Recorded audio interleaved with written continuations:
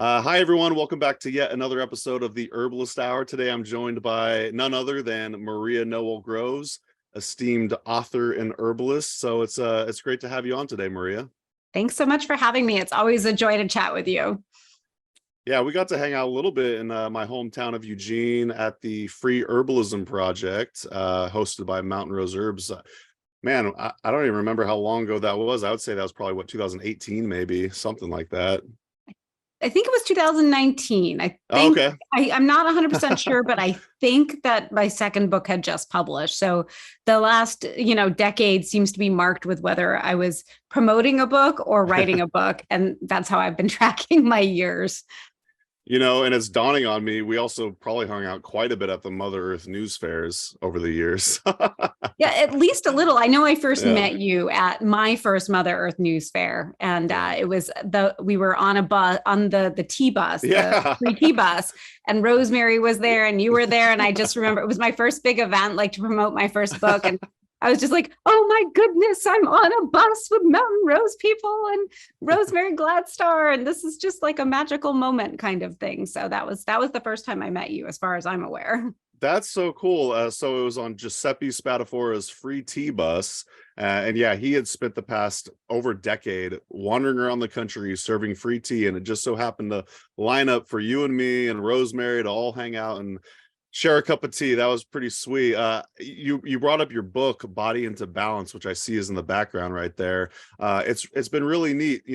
I know you, and I think it's super cool that like a lot of the herbalists that I know, when they they say, oh, what's your favorite herb book? And I'm not just trying to like toot your horn or whatever, but a lot of people say that. In fact, I want to say some herbalists even say it's a part of their herbal curriculum for their school. Yeah, I've been so absolutely honored. When I first wrote it, it came out of the course materials for my Home Herbalist series and my Beyond the Home Herbalist series, and it's organized by body system, as you know. And it came out at a pretty good time, and where there was a little bit of a lag, where we had a whole bunch of herb books that came out around 2000, 1999, around that. And then we hadn't had a whole lot of newer herb books that had come out. And there really weren't any like that one, at least when I first started writing it. And by the time it was published, I think there were a couple other books that also had a body system, Western herbal approach. And so when it came out, I did pitch it to a couple herb schools and was like, hey, I know this is the way a lot of us teach, but there aren't a whole lot of books out there like this. So, Story would be more than they're the publishing company, Story Publishing. So they'd be more than happy to send you a review copy if you want to review it. So I did sort of actively send it out to some of the herb schools, but then I wasn't sure where it would go at that point, because I knew folks in my local community, but I wasn't really known outside of New Hampshire at that point in time. And it was a little bit of a sleeper book when it first came out. And then the interest has just been building. And I've been so incredibly honored that people really did seem to like it a lot. And that, I hear a lot of really kind words about it through social media and different schools. And so every now and then I'll be at a conference and somebody will say, oh, hey, we're using your book in my school. And like, I'm so honored. So it's been a really, really awesome experience with that. I almost asked you if it became so popular, because you were going around to these different events and stuff and promoting it, but then I realized that's probably not the case. It's probably, started out slow because, maybe that's just how it goes with books. But then it was probably just kind of a word of mouth situation after that. So and then you came out with, I see in the background, Grow Herbal Remedies, which also our friend Hannah LaSorsa was raving about in that last podcast episode. But I don't know if it's too early to speak to the Herb Rally audience about this or not, but did I hear you say that you're in the process of a third book? I am. Yeah, I actually was listening to your podcast or your interview with Hannah, and I was smiling and laughing, and it was really nice, all the sweet things you guys said. So yes, there is a third book in the works. I can't really tell you the exact topic because it's not going to be out until spring of 2024. And in publishing, you don't want to give the topic too soon because some of the less desirable publishing companies will sometimes scoop, not the ones that our fellow herbalists are published by, but just kind of like random weird ones will scoop it pretty entirely. So we don't want to do that. So we can't say until it's closer and has a tight, it has a unofficial title, but a cover and all of that. So probably in winter. But I will say that it's different from the other two in that we're actually taking some of the content of the first two books, but focusing on a particular topic and then really expanding that particular topic. And so it is going to be a topic that's one of my favorites in the books and one that I think people will be really interested and find helpful, especially in these days and times. So that's sort of my teaser. And there may even be a fourth one in the works, another topic, but we'll see. We're not quite there yet, but the third book is definitely in the works. We're in the editing stages right now. You must be an incredibly organized herbalist. Well, I probably am like on the mildly functionally OCD spectrum. As you probably have noticed from working with me before, there are a lot of spreadsheets and quite a bit of vein going on. But yeah, it is a lot to juggle. I thought this winter would be on the quieter side. I wasn't really planning to be writing a book in addition to seeing clients and teaching classes, but it just sort of happened and I'm pretty excited about it. I just love all the different characters in the herbal community. And yes, I remember when I first started working with you, I was like, oh, it's just so easy to work with Maria because she's just on top of it. I'm so happy to hear you say that. I also know that especially when I'm working with more like laid back type folks, that I can come across as quite annoying. So, so I'm glad to hear that you found the experience positive to work with me. Yeah, for the most part. No. Well, very cool. Well, I didn't anticipate just jumping right into book talk, but I'm glad we did because I was curious about that third and fourth book. But yeah, let's kind of get it rolling with asking you about how you got into herbalism. I don't know if I've ever heard the story before. Oh yeah, I'm happy to chat about there. I have various different origin stories, but I'd say probably the simplest one is to say that when I was in college getting my journalism degree, I had a really, stressful, traumatic set of events that happened. And I was already pretty a bit on the anxious, high strung side, but not anything that I'd ever really noticed before. And that experience really brought it out. There was quite a bit of PTSD, insomnia. I was having panic attacks, which I had never experienced before, at least not that I'm aware of. And at that same time, I was starting to delve into just a little bit of dipping my toes into herbalism. And it finally dawned on me that I could potentially work with herbs to support that. And I was such a baby herb student at that point in time. I didn't know what to do. So I went to my local herb shop, and this was in the 90s, probably about the mid 90s. And they hooked me up with kava for anxiety and valerian to help me sleep. And I did, of course, a lot of deep work too, as anybody knows who's been through any sort of traumatic event, that it's not just about taking an herb. It's also about doing some of the deep work. But the herbs were really, really, really helpful to help reset things a bit, make it so that I could actually sleep a little bit at night, down-regulate those panic attacks. And from that point on, I was really hooked and really delved into herbalism full-fledged from that point on. So then I ended up working at Natural Health Magazine, covering their herb beat. And then I left that to study herbalism with different teachers, including Michael Moore and Rosemary Gladstar, Nancy Phillips, and other folks along the way. Did you go study with Michael Moore in person? I did. I was one of the last few years that he taught. He was not in super great health at the time, but still an amazing teacher. And I'm extremely grateful that I had that opportunity. I'll say that my wedding day was the best day of my life, but the time that I was in herb school at the Southwest School of Botanical Medicine was the best time period of my life so far. Wow. Yeah, I would have loved to have studied with Michael, and I would actually love to create some sort of compilation on Herb Rally where I got a bunch of previous students to just kind of tell stories. He just seemed like such a fascinating and super funny guy, and what a cool experience. I had no idea that you came from the Michael Moore lineage, but I always give mad props to everyone that did. So very cool. Yeah, it was such a great experience. I think it was Nicole. Is it Nicole Telkish? Is that how Yeah. you say her last name? Yep. I believe it was her that I just saw on social media that they've started an Instagram page to Yep. honor Michael and Donna. And so I think there are some other folks who are also thinking of compiling that kind of information. I still have all the recordings. As a class, we recorded everything and then shared the recordings amongst each other. And when I was on that first book tour in 2016, I re-listened to a pretty large chunk of that 500-hour program while driving around the country. And even, years later, because that was 2004 that we were in school, he was still cutting edge. I mean, there were things that he talked about in those classes that were just starting to become popular in, later years. So he really was pretty brilliant. I do have to say, quick plug for them. It's swsbm.com. I want to say Southwest School of Botanical Medicine. And I believe his wife, Donna, actually made all of his classes available for free. Yes. Have you heard that? Okay. Yeah. I'm yet to take advantage of any of that, but it's just a super great resource. So it's worth looking into for sure. Yeah, it is pretty awesome. I know that I haven't gone through it, but I have accessed it and looked at it. And, they're older recordings technology wise, but it's what an absolute gift to have access to that for free.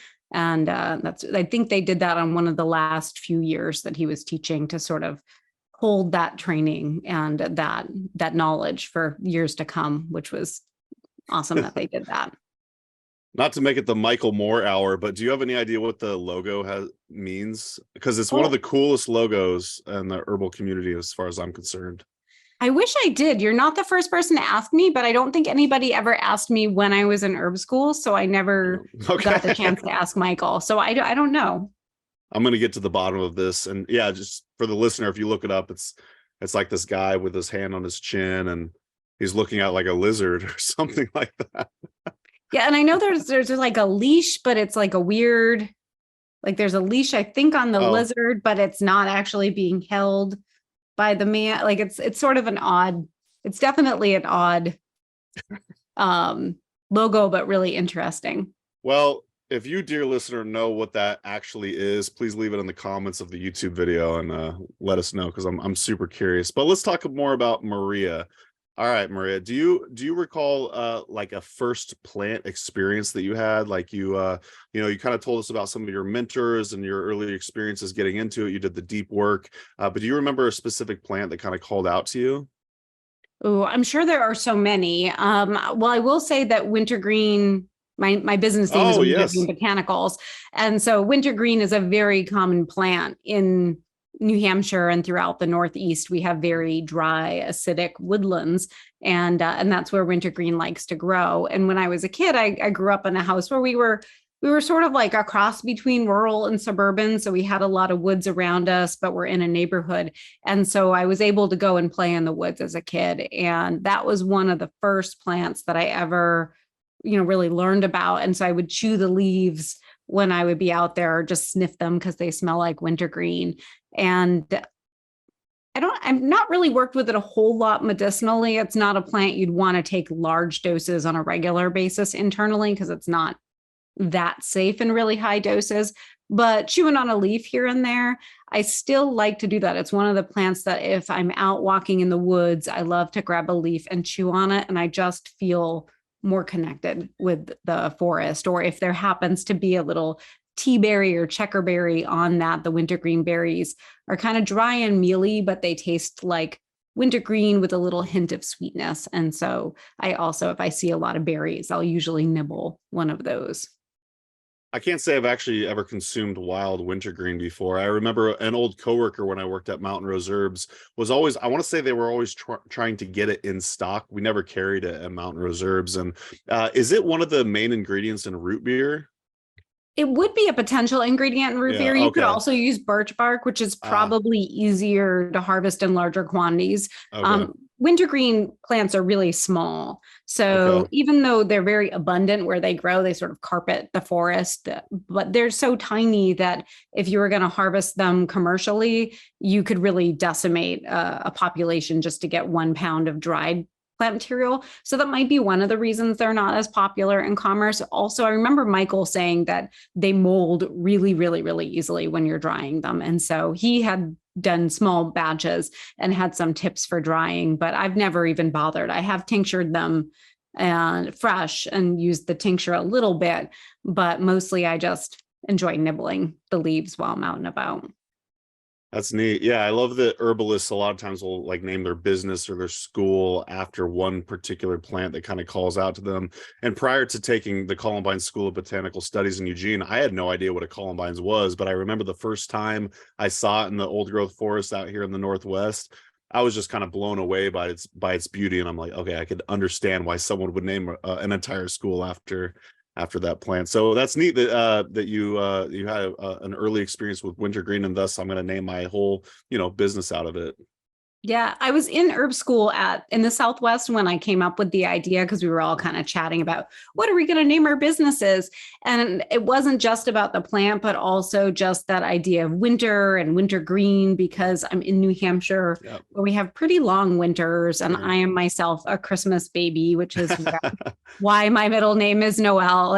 Oh, And so all those things sort of factored into, I like that vibrancy. And I think most of Michael Moore's students tend to be from more the West Coast and a few other areas. And I was the only person there who was from a wintry area of the country. That's not entirely true. We definitely had some Montana folks as well, sure. but definitely the only person from the Northeast. And so that to me also felt very Northeast-y. And so that was another reason it made its way into my business name. So non-herb question, but I have to know, did you celebrate your birthday like in June 25th growing up? No, we never did that. And my Oh, husband's December 8th. So okay. we're both Christmassy babies, and we never celebrated them outside of our, sometimes you get a few days early because mine is the 23rd. So it's not on Christmas, but it's Right. so close to Close Christmas enough. Yeah. that people are usually so busy that it's really hard, especially when you're a little kid and you have birthday parties. It was just like, oh, I know it was hard on my mom because you've already got all the hubbub, when you grow up in a Christian household and there's like, lots of hubbub around Christmas. And then you throw like a birthday in the mix too. And it's just like, oh my goodness, as if we didn't have enough things to do. But I just consider the month of December a big month of celebration, Yeah. whether it's Christmas, solstice. I have friends who do Hanukkah. I've got my birthday, my husband's birthday. I have 10 cousins on my dad's side of the family. I get 10, including me and my brother. So I guess 8 cousins. And almost everybody is a December birthday. Oh, So wow. it tells you something about springtime. But we would just have kind of like one big family birthday to get everybody over with at once. We just, as you may know, moved to Wisconsin. I'm in Oregon right now, but it was really delightful to have a wintry Christmas. I could totally see that. Yeah, everyone's kind of bundling up and getting inside and celebrating, and yeah, it's a lovely time of the year. So yeah, it sounds awesome in your family. So Yeah. Yeah, we love this time of year. So, and especially nowadays with me and my husband, we don't have any kids. It's just us. We're very selfish, indulgent people in a lot of ways. So we just basically, each person gets a week of birthday stuff, and it's I not love it. big things, but it's, I make you a nice dinner. You make me a nice dinner. We go do some fun activity. Maybe we go out to eat once, nothing really big. We don't really do a whole lot of gift exchange or anything like that, but we just celebrate. And then we have a week or two where we celebrate with the family members and friends. And then, another week where it's me, and then it's Christmas. So It's a great time. it's a month of festivities. Very good. Well, why don't we talk a little bit about you have a couple upcoming series. Now, before we do that, are these something that kind of come up once a year? The Advanced and Home Herbalist series, am I getting that right? Yes. So the Home Herbalist series happens every year. At least so far, it happens every year. Sometimes it happens more than once, but usually it's in the summertime. And it is 9 classes covering the foundational body systems and 9 remedies. And then there are a lot of extra bonus content pieces as well, but it's mainly the 9 classes that are about 3 hours each.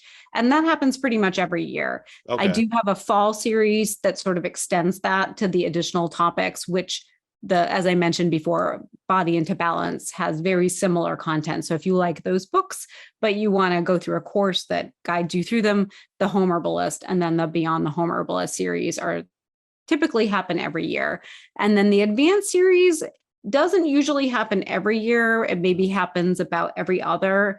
And so this will be the last, not the this year I'm going to run it in person and live stream simultaneously, which is the first time I've ever done it in that format. Oh, wow. And then I'm going to take a break next year so that I can focus on some other content. And the advanced series may change its format in future years. So this may be the last year that it runs in the exact format that it is right now. But I do typically teach it most years. Okay. Yeah, that's good to know, because sometimes courses are evergreen or, they come up once a year or whatnot. So it's good to clarify. I know part of that series, you have something called Becoming an Herbalist, and you and I were talking about pre-call that maybe we could kind of give little teasers about here. So yeah, let's talk about, actually, first of all, what is the Becoming an Herbalist in association with the Home Herbalist series?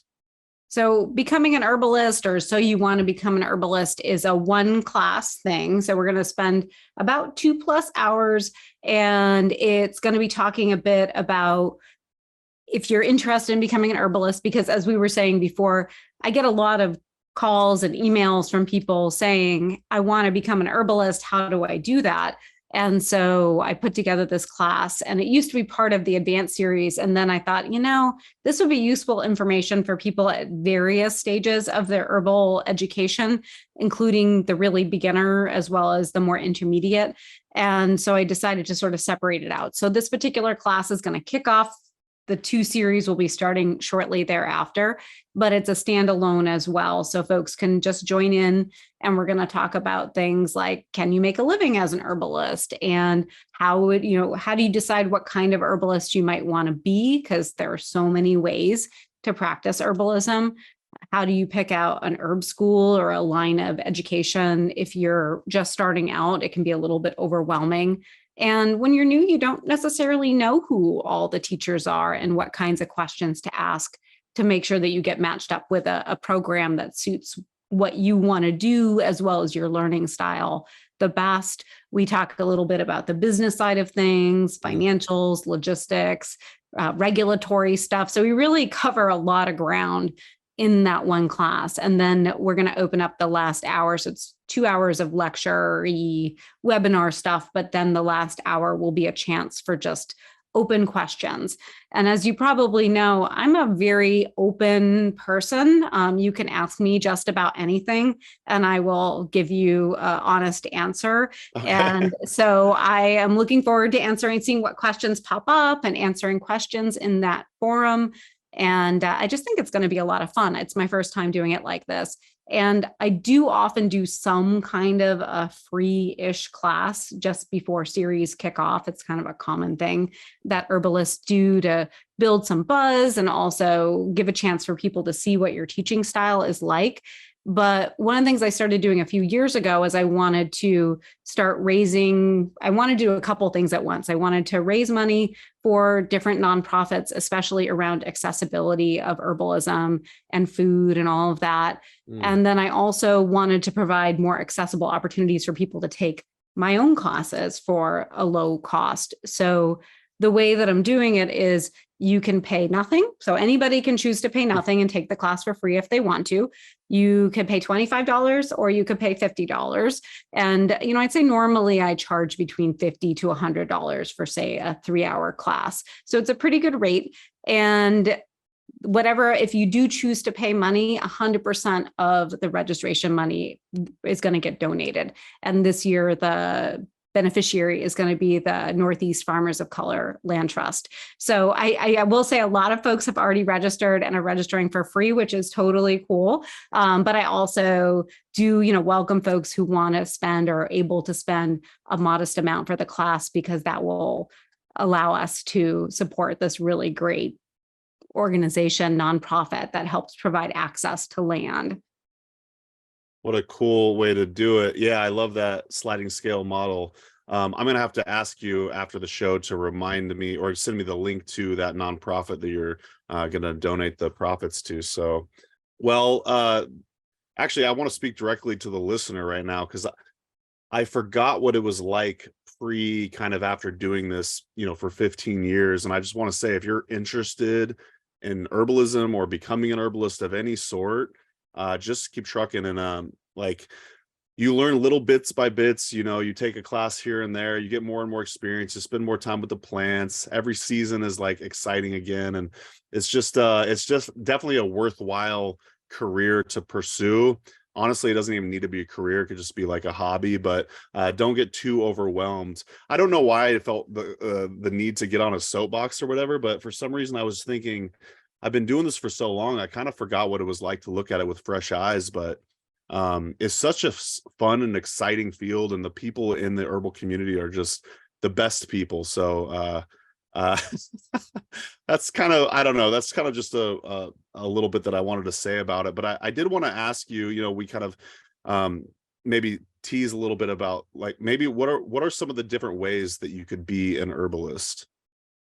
Yeah, we should definitely chat about that. But Yeah. something you just said made me think, though, and I wanted to mention that one of the kind of tips for folks who are just starting out and they're trying to figure out what program to take, I'm sometimes surprised, and I guess I did this too, that people will sometimes sign up for a course without really knowing anything about, never having taken a class with the teacher before, or may not even be familiar with what the course is ultimately going to include. And so it's really great to sample different teachers and get a feel for their classes in some sort of a low sort of impact way, whether you're going to a conference and you're seeing people there. So you can see the teachers speak, but you can also ask other people at the conference, like, what's your experience? Who do you like? Who do you recommend? What you can ask around and get that feedback. But I love how Herb Rally sort of does that work for you, because you feature so much content from so many different styles of herbalists. And so whether you're listening to the podcast or the videos, it's a great way to get to know different herbalists that are out there and see kind of what they cover and how they cover it, and does a teacher resonate with you or not resonate with you? And there are also other podcasts and other things as well. But Herb Rally really has set the stage for providing this really diverse content, which, thank you. I think it's real. I love listening to it just to hear what people are up to and learn stuff. But I think it's a really great opportunity for new folks who are trying to figure out who they like and who they want to study with, because no one teacher is right for everybody. No one program is right for everybody. It's going to be really specific for the topics you want to learn, the teaching style that resonates, the format that resonates, all that stuff. But you had another question that you just asked. If you could remind me what that was. I couldn't agree more. And thank you for the kind words about Herb Rally, because that's really its mission, is to kind of promote herbalism in all of its beautiful forms. And you and I pre-call were talking about, say, Camille Freeman, who also has a great herbal podcast. I think it's called In the Clinic. And she's just got a really wonderful, concise way of speaking, and it's all about clinical herbalism. So if that's your cup of tea, definitely look into it. But we just want to, but yeah, so someone maybe just getting into herbs and want something a little more simpler. So that's what we try to do here. The question was, what are some different ways of being an herbalist? Yes, there are so many. So I can start with some of the ones that I personally do, because that's near and dear to my heart and part of my daily life. So of course, there's being a clinical herbalist and seeing clients and doing that consult with them, whether it's virtual or in person, and helping to support people in their health goals and optimal well-being, with herbs as one of the primary modalities.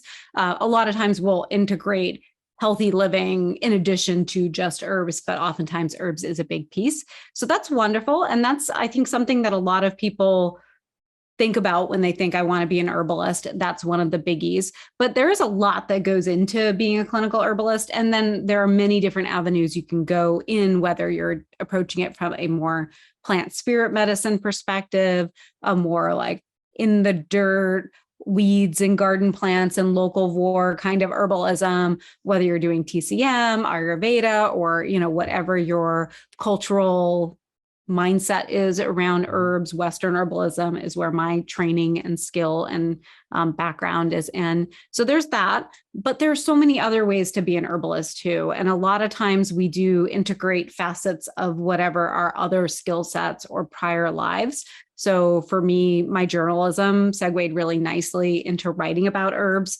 So I did a lot of freelancing for many years for different magazines about herbal topics. And then over the years, a lot of print magazines have been shutting down. So less of that these days, but now more books. And so you can write about herbs. Teaching is a great thing too. There are a lot of great herb schools, and that's one of my favorite things that I do is teaching classes. And you can start with really basic community classes.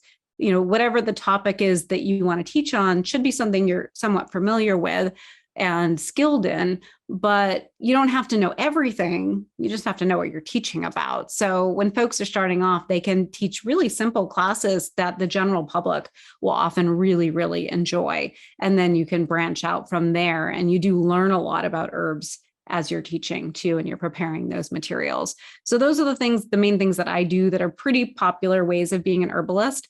But I mean, for example, you do this whole different side of things where you're sort of a gateway to herbalism through education, connecting people, podcasts, videos, events. There's that side of things. I know folks who are event organizers for herbal events.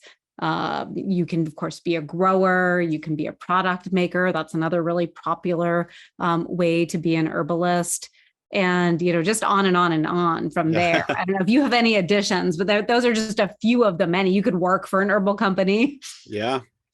I think you covered a lot of them. And going back to me and Hannah's conversation, this is, I don't know if you can see Kitty. Oh, I saw that you had gotten a new kitty. Adorable. Yeah, he's probably sleeping somewhere. This is Zilla. Oh, this is not the new kitty. No. But yeah, Hannah and I were talking about, just kind of, and you kind of mentioned it too, but combining your like core strength or one of your core strengths with herbalism, and then boom, the middle of that is kind of a job. And that's basically what Herb Rally is basically my skill set, which is kind of helping connect people to herbalism. It's just a website based around that. So yeah, kind of whatever your skill set is, if you are passionate about something, and then just combining that with herbalism. But yeah, really, I think it's just the limits are your own imagination. There's so many different things you could do. I worked for Mountain Rose Herbs for 11 years, and I consider myself, here he is. Oh, nice. Yeah. But yeah, I think it's a good idea to experiment. I think it's a good idea just to kind of get in the field, say if that's just working at your local herb shop, and then that's a gateway to the next thing. When I first started getting into herbalism, I remember it was just this like insatiable, curiosity. And so I went to the community college, and I started taking a class with KP Khalsa, who teaches Ayurveda and TCM here in Eugene, actually. But yeah, then it just kind of one thing led to the next. So I would say just start somewhere and then follow your curiosity. I totally agree. And I also worked in natural food stores when I was in college. That was one of my college jobs. And that, I'm sure, helped launch me. I ended up working in the supplement department. And then I ran the supplement department at another natural food store before I launched my business. And it's a great way to, it's usually a low paying job, although herbalists, we tend to be kind of used to low pay. It's not, there are probably a few herbalists out there who make megabucks, but generally speaking, I think most of us, it's a calling. But working in natural food stores retail is usually not super high paying, but it's a great way to interact with people. So I loved learning what people were working with, what was working for them, what wasn't. Anytime somebody asked a question that I didn't know, we'd pull out our books and look things up. And it was just such a great opportunity. And there's so many of those opportunities to play around and see what you do. Like when I was first starting out, I tried making a few products to sell at something. And I was like, wow, I really hate doing that. That's not my thing at all. And that was before all the GMPs and the regulations came out. But even before that, I was like, yeah, that was stressful. I didn't like that at all. I organized the very first urban garden day in New Hampshire. At the time, we were part of a different nonprofit. Now we're part of the American Herbalist Guild as a chapter, but at the time we were a different organization. But I ran an event, and then I was like, wow, that was really stressful. Like I was up at night, like formulating spreadsheets in my head and to-do lists. And I was like, yep, nope, that's not my thing either. So playing around with different things and seeing, not only what your community loves, but what you love doing, what you're good at, but also what you enjoy doing. You might be good at something, but you hate every minute of it, then that's probably not the way in which you want to be an herbalist. And it's such a creative field to work with that you can craft exactly what you want. There's no reason why you need to do herbalism in any particular way. So I love that about it. I don't know what you think about, say, like setting big, audacious goals, but I remember a major transition in my life was I was feeling very down, lost, not really sure what I should do. And it occurred to me through lots of like self-help books and stuff like that I should probably set some sort of big, audacious goal. And I did. I was working at the hospital as a dietitian aide. I thought I was going to be a dietitian, but then Mountain Rose Herbs moved from Pleasant Hill to Eugene, Oregon, and it was just kind of right when I started really getting into herbalism. And I was like, I'm going to get a job there. And I wrote this down, and this is going to sound really arrogant or conceited of me, but it's okay. I'm just going to tell the truth. I wrote down, I want to become the face of Mountain Rose Herbs. And you did. And face. Well, I became a face, and I don't even know why I wanted to. I think that it had to do with maybe like proving to myself that I could be something, do something cool. But yeah, 2 years after working at Mountain Rose Herbs, Sean, one of the owners of Mountain Rose Herbs, literally said verbatim, "Mason, you're the face of Mountain Rose Herbs." And it was just like this, oh, I got goosebumps, like, wow, I set this goal and I did it. And I guess I tell the story not to like sound, like I'm bragging or something, but I think you as a listener should, if you're just getting going, you should set some big goal and just maybe set a long time frame so you could be patient with it. But yeah, set a big goal and then work slowly to achieve it. And yeah, I was just really proud that I was able to do that. And I don't know, that's kind of just a couple thoughts I had. Yeah, that is so cool. I completely agree of the power of setting a goal that really calls to you. You don't want to just set a goal that you're not passionate about, but something that just you're drawn to, and creating. I'm a bit of a list maker, as we've already established. And so I have at many times in my life been like, what do I want to do? Like, oh, it'd be really cool if I could go to the jungle and study plants. It'd be really cool if I could go to an herb school. It'd be really cool if I could write a book. I ended up doing almost all of the things that I wrote down. And sometimes I'd forget about the list and find it later and be like, oh, cool, I did all these things. And certainly I have a pretty blessed life and I'm privileged. And I'm also just sort of a somewhat ambitious, like, Sure. Go-getter that likes to move towards things. But I do think there's a power of that vision board, that list, especially once you put it on paper and say, you know what, like this seems almost like it could be unattainable, but I really want it. And in my ideal world, this is what I'd love to achieve. I think that there is a sort of magic and direction to that often can come to fruition. And I've used that kind of a list in other ways in my life over the years that later I was like, oh my goodness, it's amazing how much of this list, came to fruition that I never even thought would be possible. So I swear, yeah, the power of list making and writing stuff down is undefeated. I probably have too many lists though. Yeah. I definitely have too many lists, but I wouldn't really be able to function without them.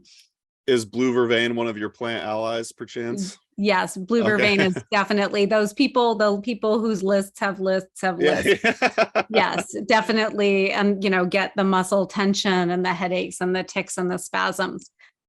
Definitely. Blue vervain is one of my plans. Me too. That must be why we get along pretty well. Probably, yes. Yep. Cut from the same cloth. Exactly.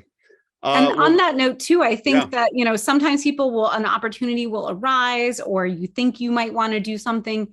And if you ever start to get that feeling in your gut, like it's just making you really stressed out thinking about it versus excitement of like, yeah, I love this and I love that. I would listen to that gut instinct. There have been a few times where opportunities arose that I thought I'd be stupid not to take them.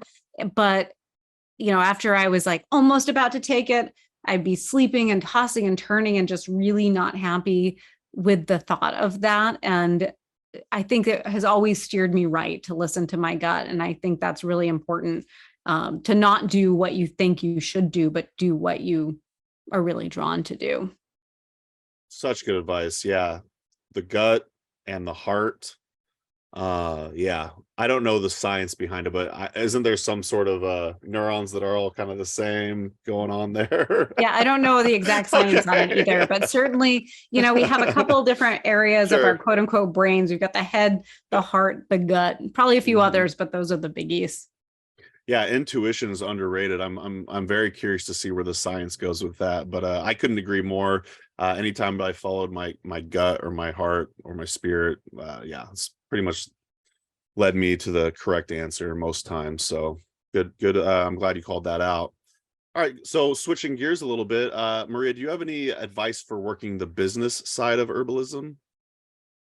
I really think that you need to honor who you are and what kind of a person you are as an herbalist and as a business owner, because everybody's going to do things a little bit differently. And the way that I do things might really not resonate for somebody else. But I do think that in business, it's nice to keep, you've usually got a lot of things going on. In fact, I was listening to one of your most recent, and you'll have to remind me what their name was, that just got published on the Herb Rally page today, I think. Uh, Um, oh, Asking Alex, Herbalist. Queeth and Payne. Yes. Alex, yeah. So Alex was talking about the idea that, as an herbalist, you're not just an herbalist, you're also an entrepreneur. And so Yeah. you're going to be doing a lot more than you probably realize you're doing on the business front of things. And so it can be tricky to keep all of those things in line of whether you're doing bookkeeping, paying your bills, checking in with your clients, keeping track of numbers, just all the different ways in which we need to function to run the business, in addition to also doing our work as herbalists. And so I think that it can sometimes be a little bit overwhelming for folks. That's where, for me, those lists come in really handy to keep track of what are the things that I need to do today, this week, but then also having whatever those bigger long range goals, because usually I have something big that I also want to be doing in addition to my day to day. And it's nice to keep your eye on both of those things so that you don't lose track of either one. And so it's a little bit of a juggle, and however that works for you.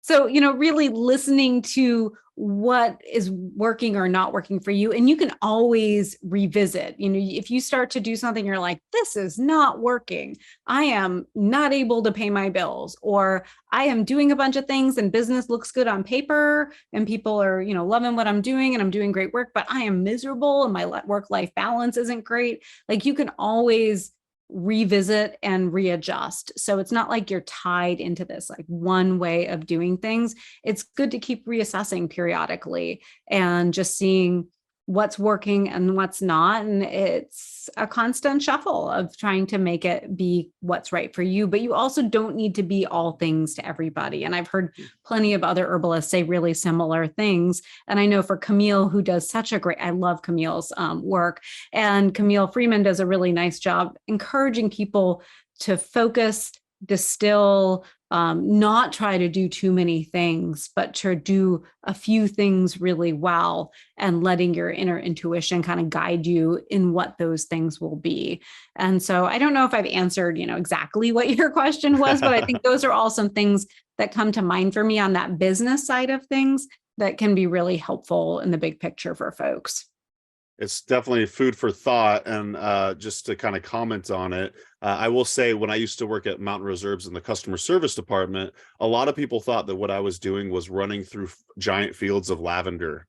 Uh, as in, you said something earlier on in the question or in your answer about there's a lot of, detail-oriented drudgery and monotonous, boring accounting work, say, and that kind of stuff. And it really does, it's super important too. And that's actually one of our current struggles right now, is we're figuring out a lot of kind of this back end, accounting tax stuff, since we're still relatively new in our journey here at Herb Rally as far as like being our thing. But yeah, but it's all super important. You have to do it.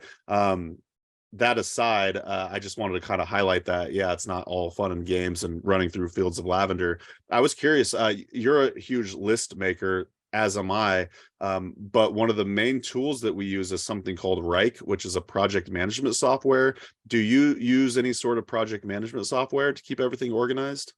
That sounds really cool. I Yeah. don't. I Yeah. use a bazillion lists and a Mhm. lot of spreadsheets, Yeah. but I think there's so much good technology that's coming out now that sometimes it's hard for me to wrap my brain around a different way of doing things. I know I tried to use Sure. QuickBooks after having spreadsheets, and after a couple months, I said to my CPA, like, I'm really sorry, but I'm going back to my spreadsheets because this isn't working for me at all. I can't wrap my head around this different way of keeping track of everything. But so I use lots of spreadsheets that I've created. But there's so many great. Can you tell me a little bit about this particular one, or what it does? Sure. Yeah. So basically, we actually used it at Mountain Reserves, which is how I was introduced to it. And I too, as my former boss Rachel will tell you, I was very apprehensive to it at first, because I was yeah, lists. I like the little check boxes on a digital list. And it was very hard for me to transition over. To your point though, if it ain't broke, don't fix it. Like, it seems to be working for you. But still, yes, the main thing for me why I really like, say, project management software is because you're able to set dates associated with particular tasks. And then there's a lot of other, fun aspects to it as well. But that's the main thing, is to it's hard for me to actually set dates assigned to specific tasks on a checklist. But yeah, that's why it works for me. I know a lot of people like, say, like Trello or Monday.com, but Reich was always what I was used to. So, and that's Okay. WRIKE, and this is not a sponsored Reich ad. Yeah. I did just recently, and it was actually a Camille Freeman tip, convert as I started to see new clients again. It had been several years where I was too busy teaching to take on new clients. And so I finally got a project management software for that. And so that's been the big transition this past winter, which has been pretty cool. I mean, there's still things that occasionally I'm like, I've got a list of things to suggest to them to add to the program that eventually I will send them once I don't want to overwhelm them with too many emails. Yeah. But overall, I think it's a pretty cool program. So that one's Practice Better. And Camille Freeman has some really great blog posts out there on it if people are interested.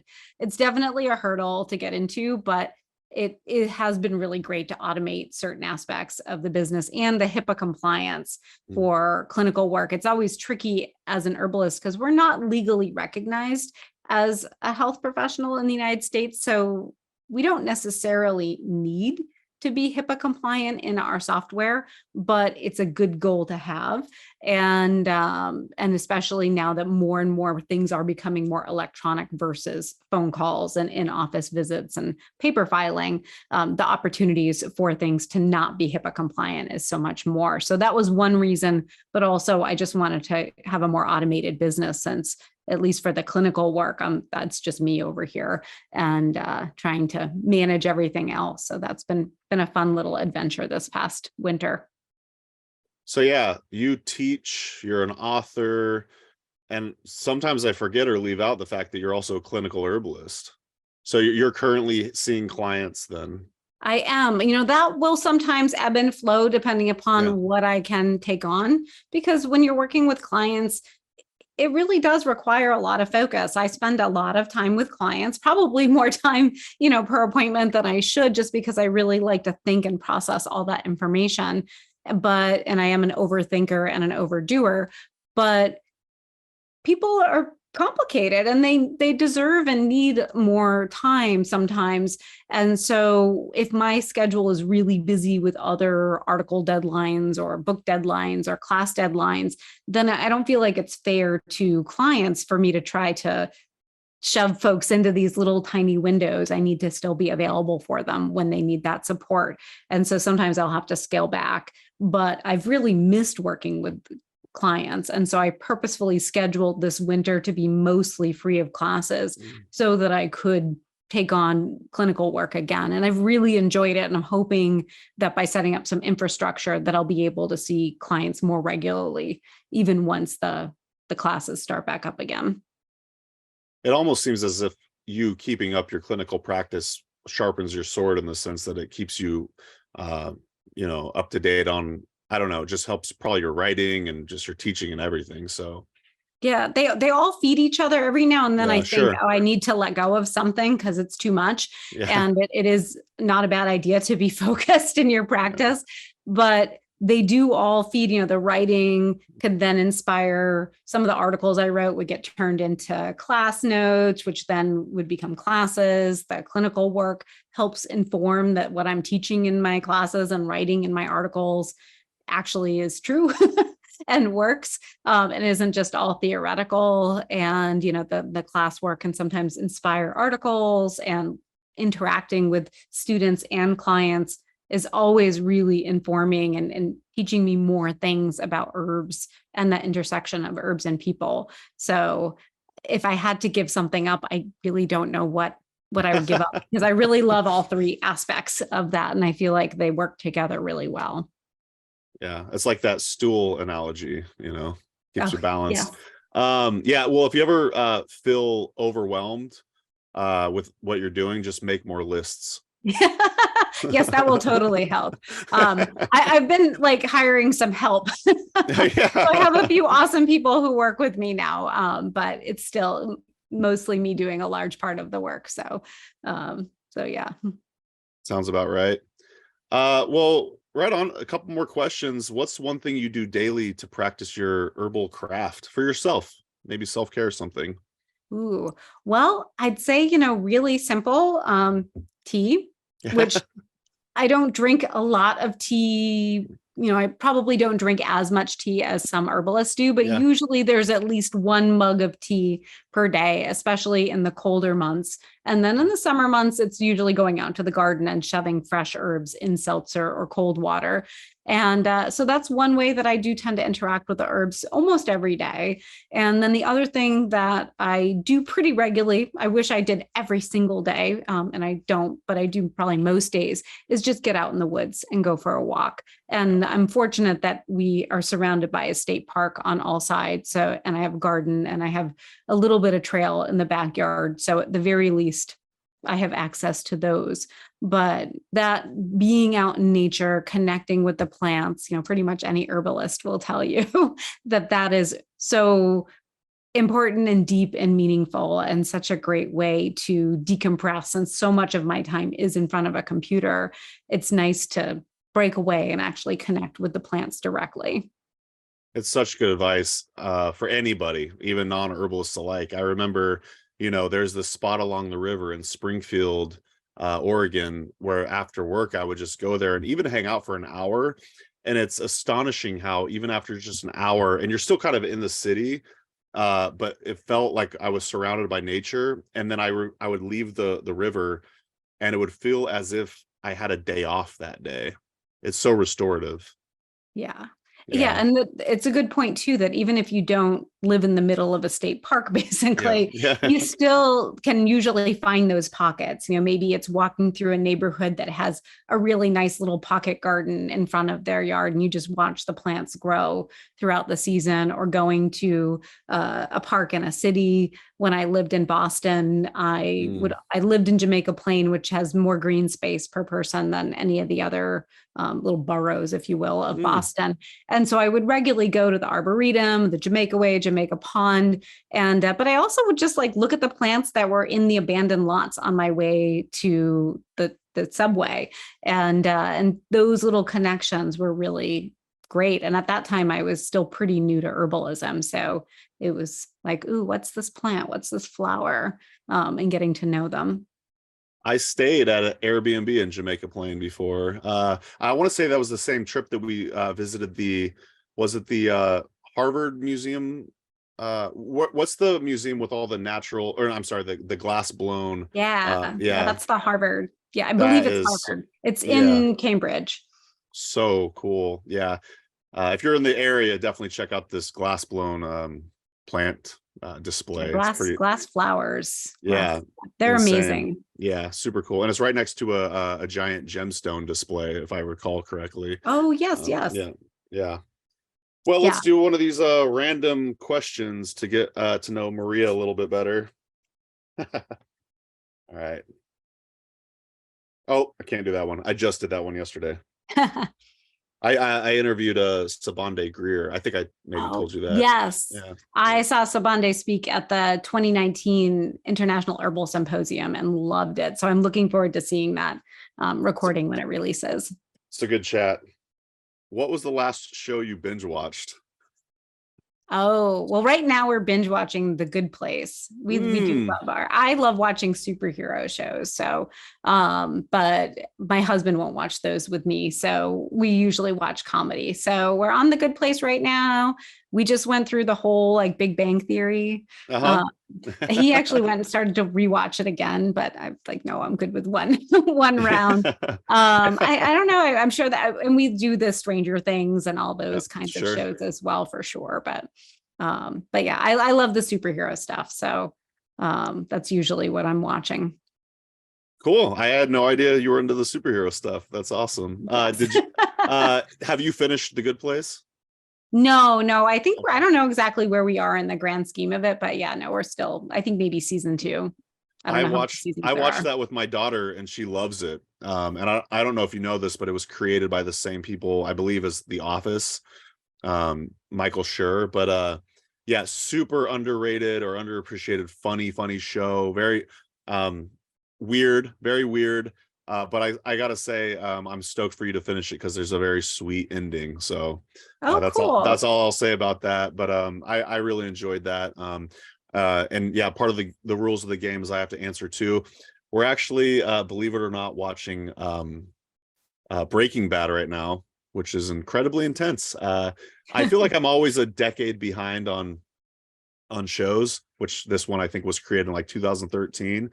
So I kind of get what all the fuss is about, but at the same time, there's definitely like very disturbing scenes and difficult to watch moments. But overall, I'd say it's a pretty good show. Yeah, we watched, I think, one episode of that. Yeah. And I don't know if it just wasn't quite the kind of show that I liked, which is funny because a lot of my superhero shows can be pretty disturbing in their scenes as well. But for some reason, it's not as disturbing when you add some fun action scenes to it. Amanda and I actually did watch the first episode a year ago as well. And then we were like, nah, but we gave it another shot. So yeah, I feel you on that. It does get worse, so it's worth watching. So very cool. Let's end it on what's your favorite part of being an herbalist? I mean, I think it sounds cliche, but I really love working with people and I love working with plants and I love connecting people with plants. So I guess I'll leave it at that, but that's what I really love about what I do. I love it. Yeah. And it's kind of a cliche question too, but it's, I don't know. I think it's inspiring for people to hear and maybe the answers are expected, but I always like hearing the answers. So yeah. Very good. Well, Maria Noël Groves, you can find her at wintergreenbotanicals.com. Definitely check out her upcoming Advanced and Home Herbalist series. And of course, you got to check out her books, Body into Balance and Grow Your Own Herbal Remedies, and her upcoming 3rd, 4th, 5th, and 6th books in the near future. So thank you for joining us, Maria. Awesome. Well, thank you to you and Amanda, because really appreciate the work that you do helping us get the word out there about herbs and just sharing so much of everybody's content. It's really generous, and really appreciate you for that. I love hearing that. It's sometimes I wonder if I'm just throwing a bunch of content out into the void, and sometimes people tell me, oh yeah, we listen to the podcast. So it's really nice to hear, and I'm glad that you also, listen to the podcast sometimes. So that's pretty neat. Yeah. So all right, y'all. We'll see you in the next episode of the Herbalist Hour, and we'll talk to you later. Awesome. Bye. Thanks.